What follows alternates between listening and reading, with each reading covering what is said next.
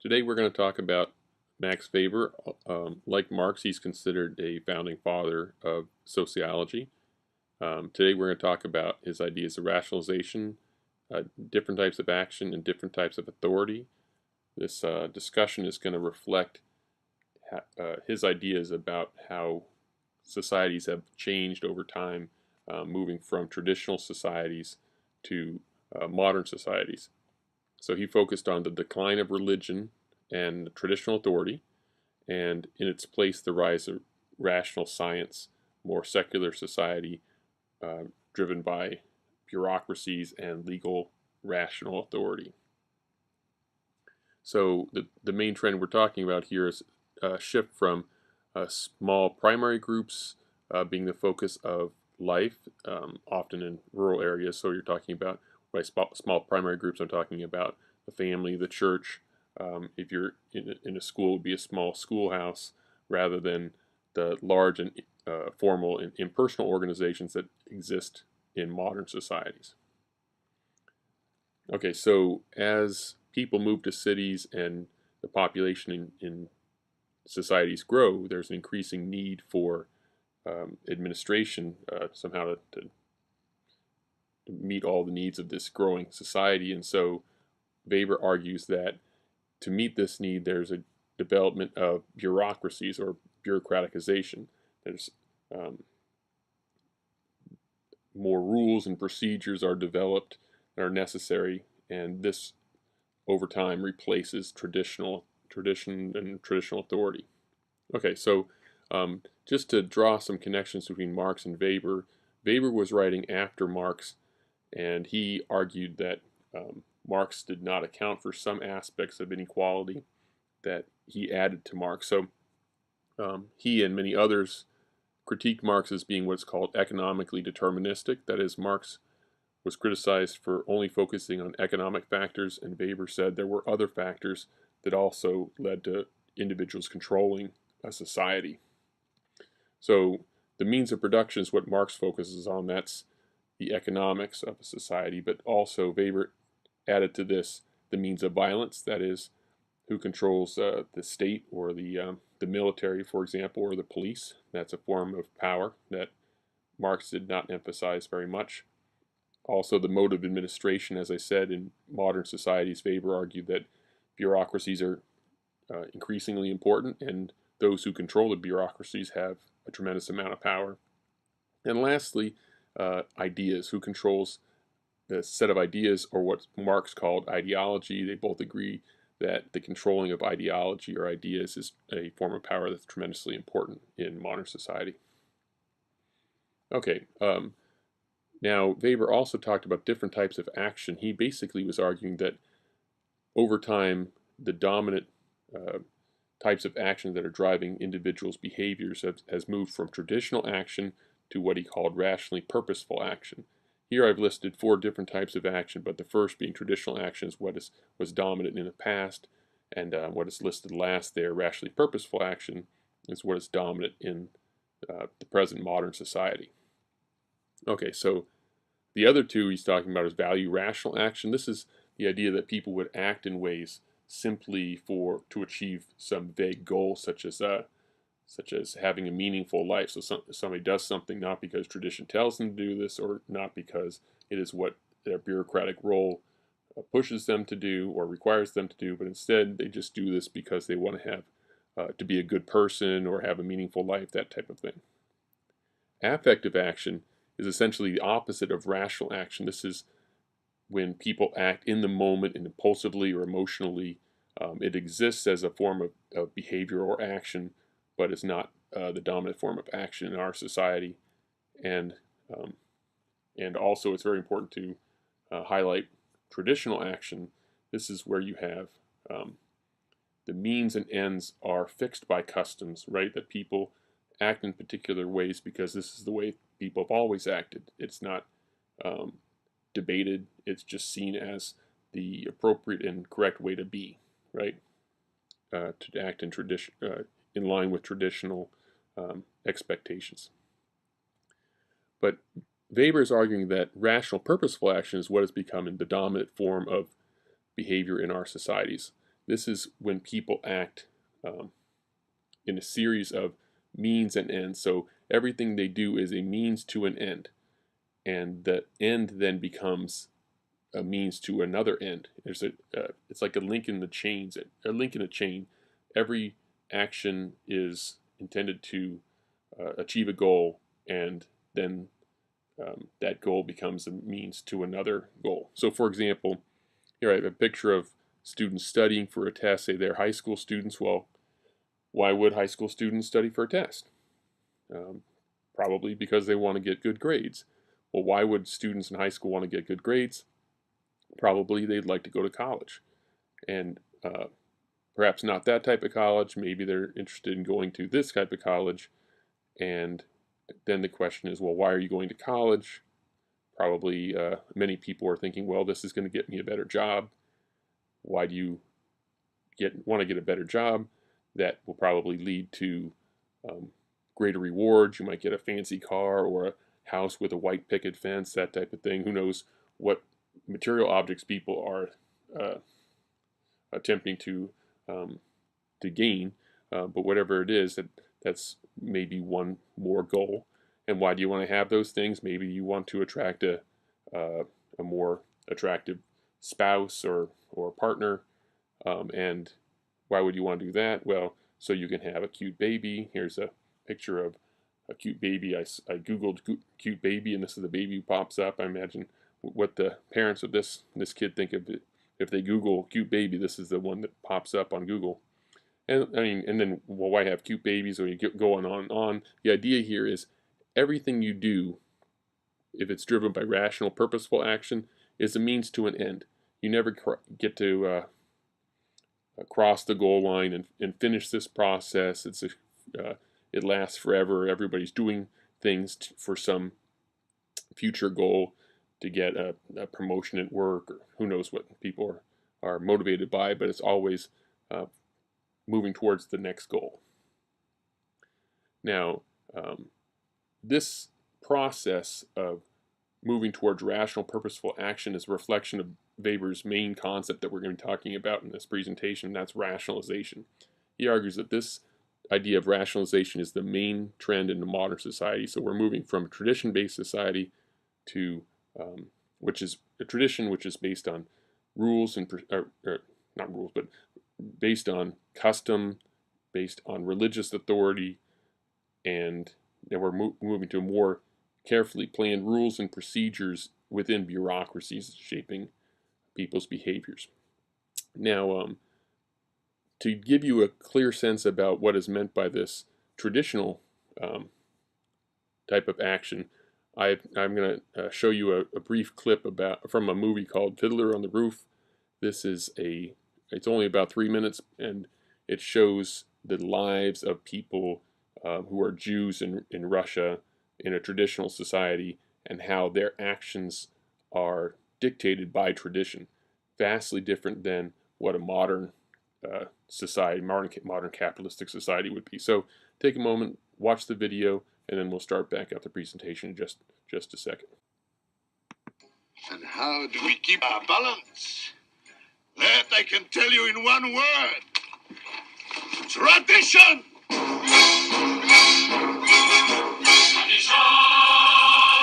Tradition! Tradition! Tradition!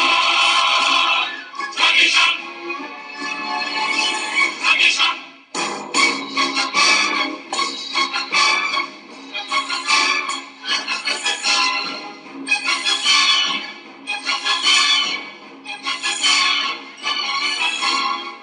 Because of our traditions, we've kept our balance for many, many years.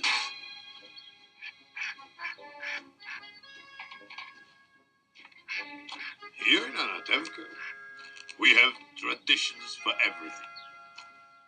How to sleep, how to eat, how to work, how to wear clothes. For instance, we always keep our heads covered and always wear a little prayer shawl. This shows our constant devotion to God. You may ask, how did this tradition get started?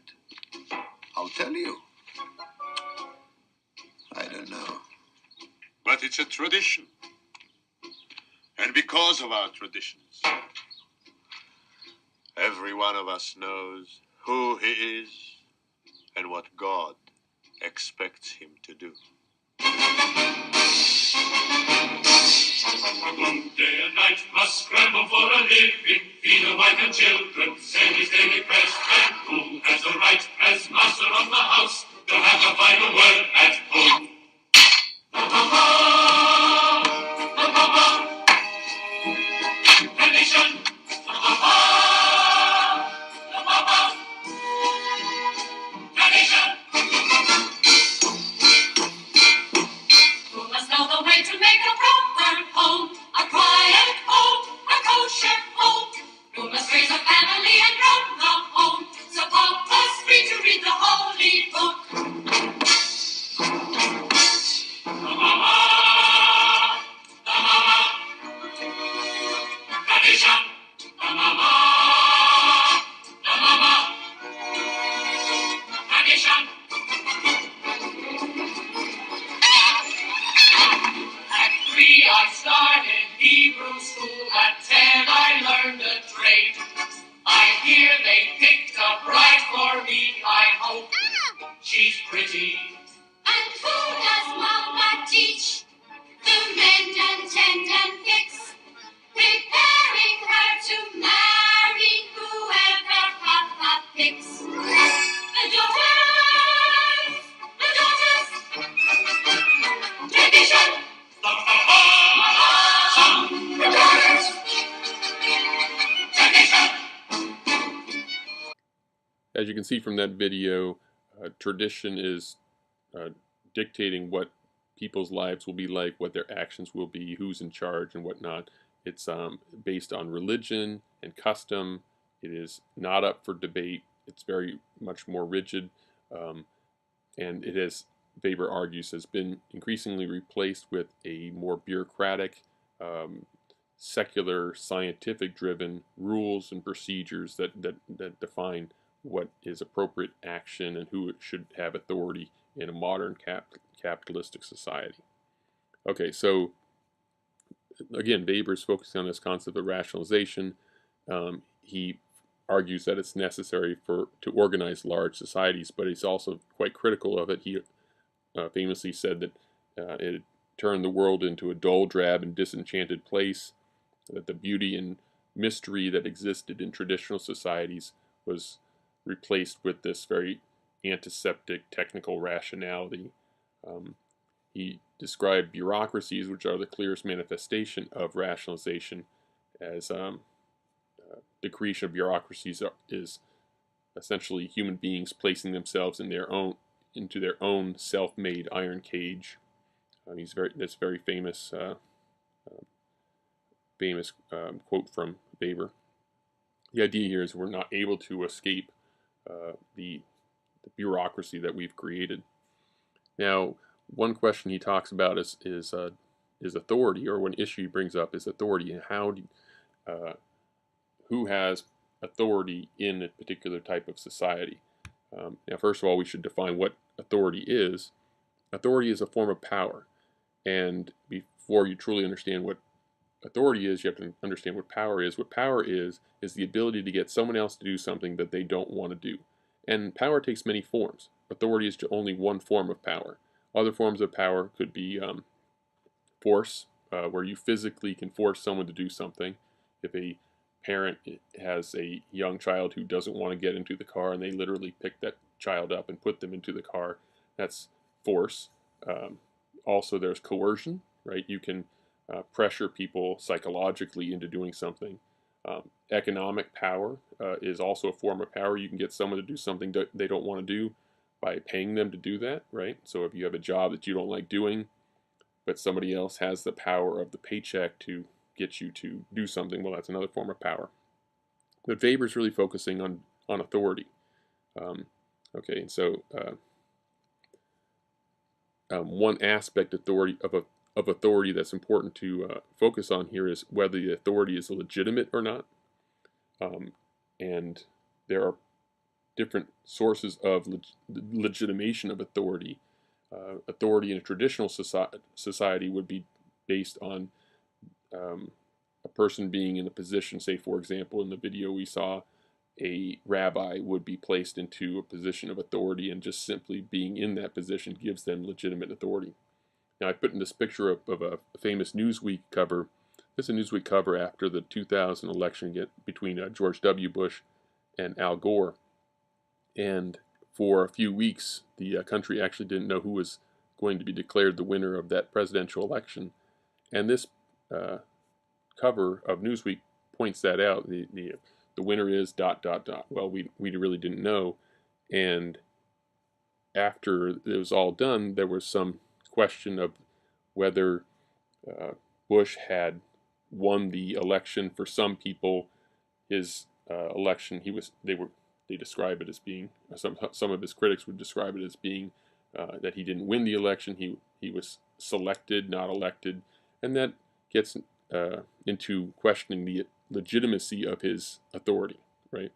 At least during his first term. The same type of thing took place when Barack Obama became president. There was a whole birther movement that was arguing that he wasn't legitimately qualified to be president because they would argue, was not born in the United States. Well, that is a challenge to the legitimacy of his presidency. So any form of power can be, or any form of authority can be questioned. The more it's questioned, perhaps the less legitimate it is.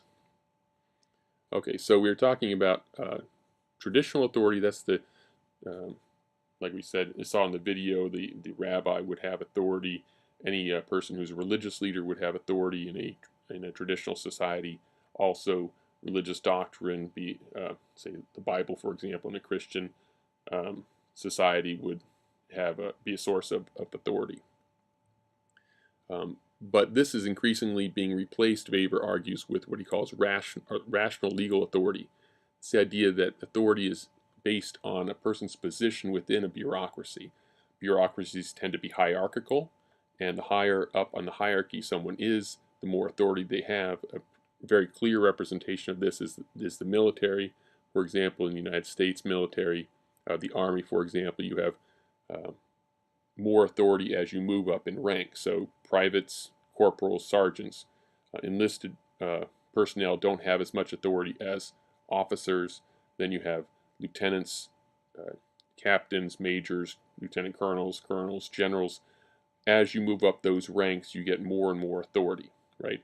It is seen as legitimate because each step along the way when you get a promotion, it is argued is earned, right, based on your ability to do those jobs.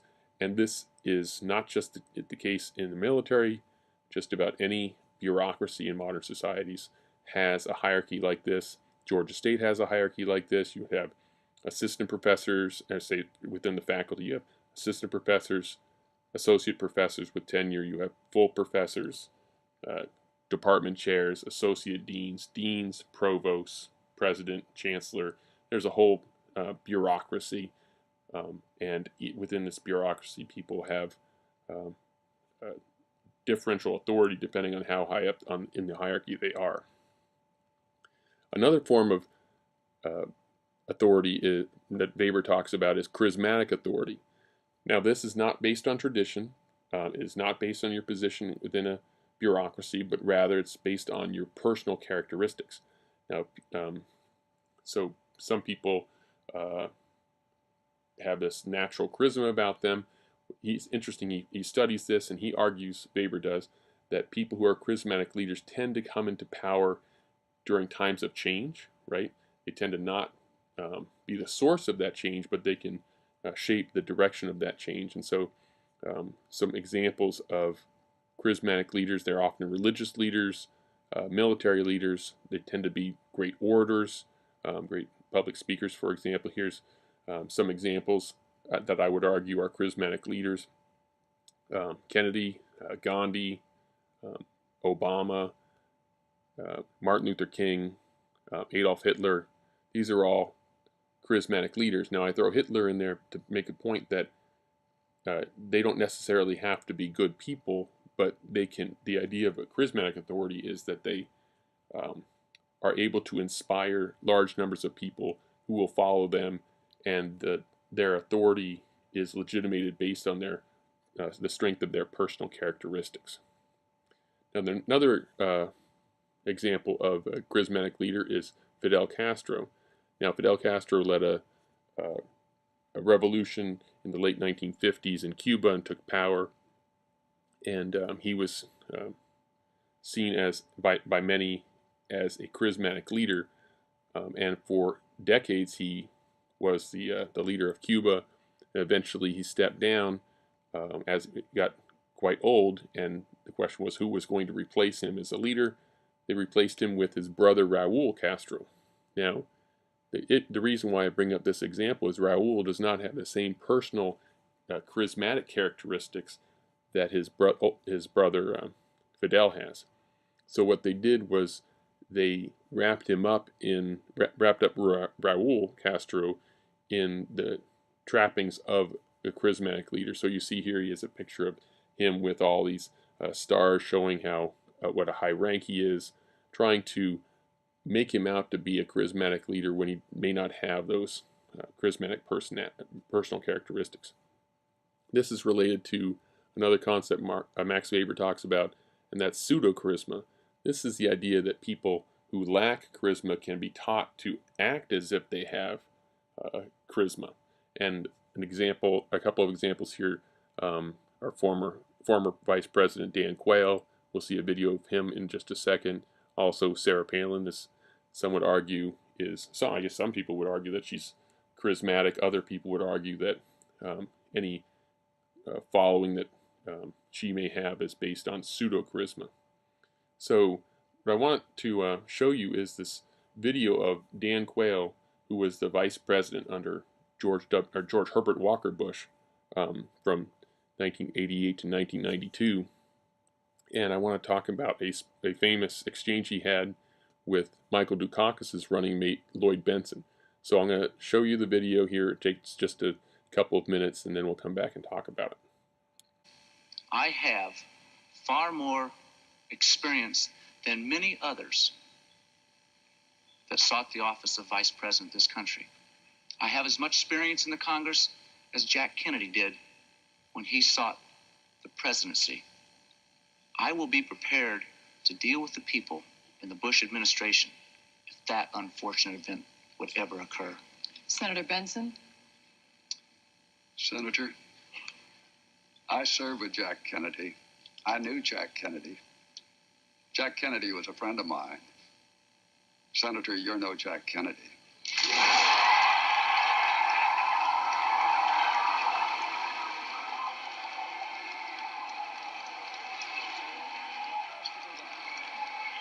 What has to be done in a situation like that? In a situation like that, you're only taking time is to call in the from joint. your own candidate. That was really uncalled for, Senator.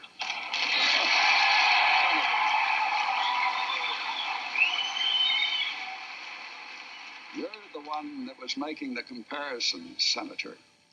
And I'm one who knew him well. And frankly, I think you're so far apart in the objectives you choose for your country that I did not think the comparison was well taken. As you can see in this video, that one-liner, Senator, you're no Jack Kennedy, won this vice presidential debate for Lloyd Bentsen, but it didn't result in Michael Dukakis winning the election. Instead, George Herbert Walker Bush became president, and for 4 years, Dan Quayle was vice president. And during that 4 years, he was not utilized very much. In fact, he's probably the least utilized vice president in American history. But he did do one thing, and that was to practice his debate performance. And 4 years later, he debated Stockdale, who was the Perot running mate, and Al Gore, who was running for vice president as Bill Clinton's running mate. And the evaluators of that second debate in 1992 said that that Quayle did markedly better, that he had, in the 4 years he was vice president, he really was practicing to develop what Weber would call pseudo-charisma, to hold himself in a particular way, to look at the camera, to how he gestures and whatnot. The point here is that a person can learn to act in a charismatic way, but if those actions are not found within the person themselves naturally, then it's a form of pseudo-charisma, and the argument would be that at least in modern times, the media can promote people as having pseudo-charisma, where we are taught to see them in a particular way when they may not have those personal characteristics. So anyway, it's a different form of authority, charismatic authority. I want to just touch on different dimensions of Weber's ideas on authority and charisma. And this is the first of 2 presentations on Weber. The next one will get into the specifics of the aspects of bureaucracy and the dysfunctions of bureaucracy. But if you have any comments or questions on this presentation, feel free to post them on our course website, and thank you very much for listening.